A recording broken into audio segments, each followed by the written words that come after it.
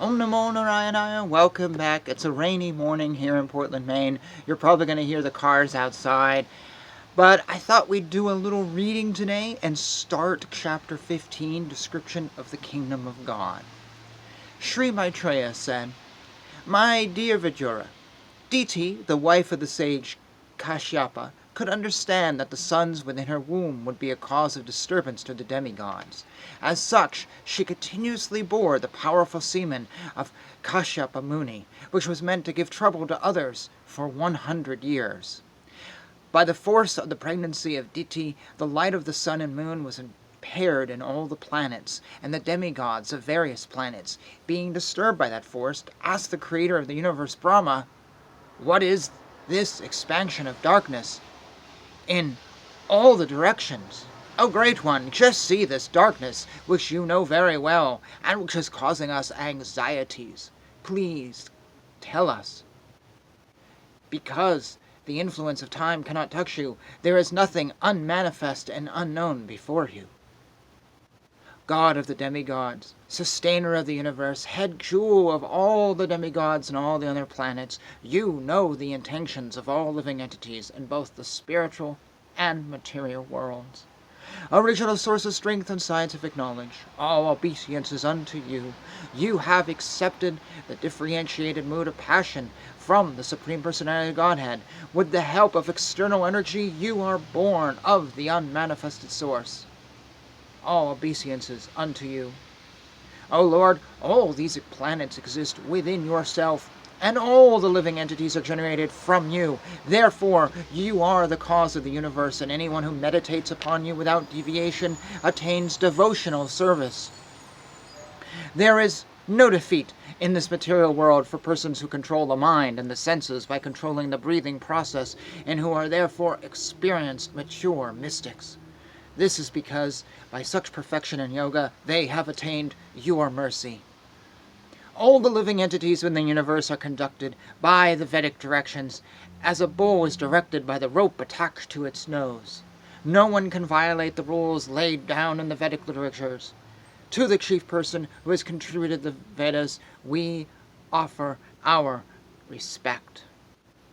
Please look upon us mercifully, for we have fallen into a miserable condition. Because of this darkness, all our work has been suspended. As fuel overloads a fire, so the embryo created by the semen of Kashyapa in the womb of Diti has caused complete darkness throughout the universe.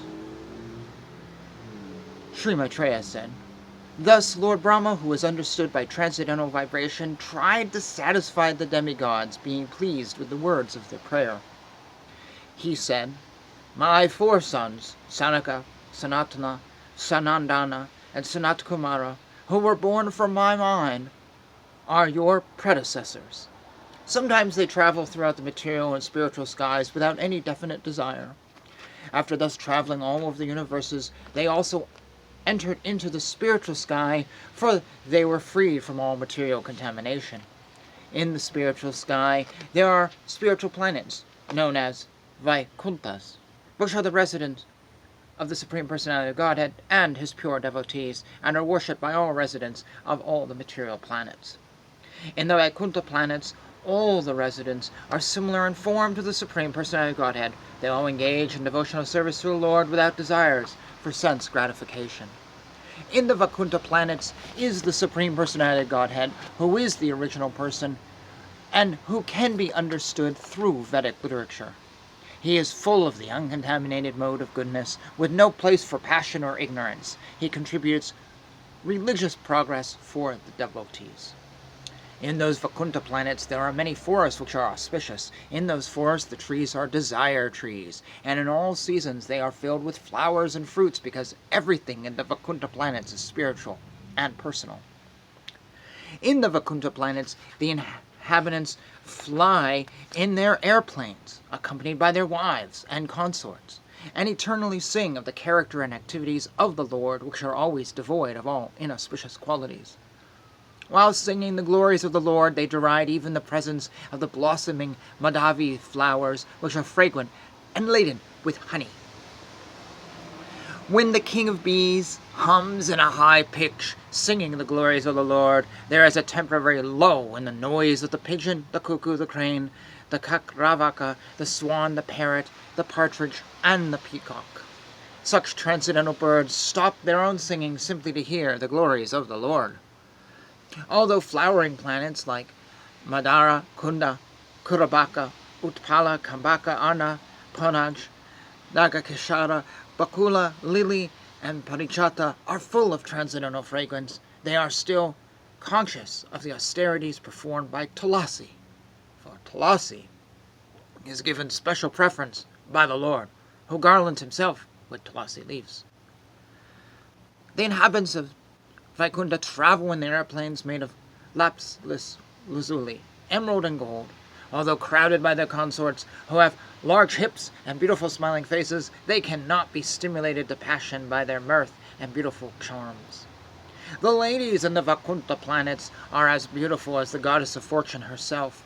Such transcendently beautiful ladies, their hands playing with lotuses and their legs bangles tingling, are sometimes seen sweeping the marble walls, which are bedecked at intervals with golden borders, in order to receive the grace of the Supreme Personality of Godhead. The goddess of fortune the goddesses of fortune worship the Lord in their own gardens by offering Tulasi leaves on the coral-paved banks of transcendental reservoirs of water. While offering worship to the Lord, they can see the water, the reflection of their beautiful faces with raised noses, and it appears that they have become more beautiful because of the Lord kissing their face. It is very much regrettable that unfortunate people do not discuss the description of the Vaikuntha planets, but engage in topics which are unworthy to hear and which bewilder one's intelligence.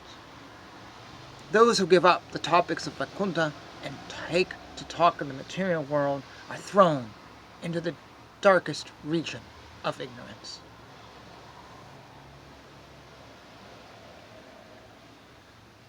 My dear demigods, the human form of life is of such importance that we also desire to have such life. For in the human form, one can attain perfect religious truth and knowledge. If one in this human form of life does not understand the Supreme Personality of Godhead and his abode, it is to be understood that he is very much affected by the influence of external nature. Persons whose bodily features change in ecstasy and who breathe heavily and perspire due to the hearing of the glories of the Lord are promoted to the kingdom of God, even though they do not care for meditation and other austerities. The kingdom of God is above the material universes, and it is desired by Brahma and other demigods.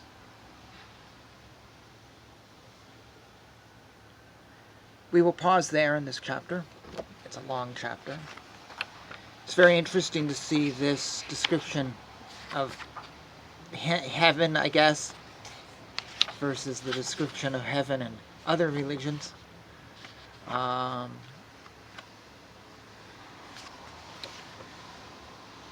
Yeah, it's interesting because I guess in heaven there are seductive women. You'd never find that in the Christian version of heaven, would you? There's lots of flowers, lots of plants. Oh, question. So there's all these plants that are listed in verse 19. The only one I recognize is lily. Now I'm no, horticulturalist, botanist, but I often see this in the Srimad Bhagavatam.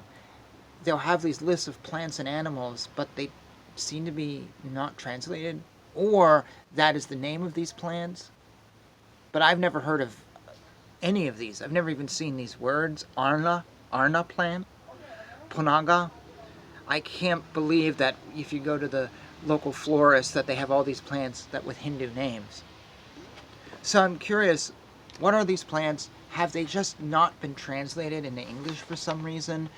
Or what's going on with this? It's just such an odd list, and because I don't know what any of these plants are, I can't really relate to them. Like, oh, the Arna plant's so beautiful when I've never seen it.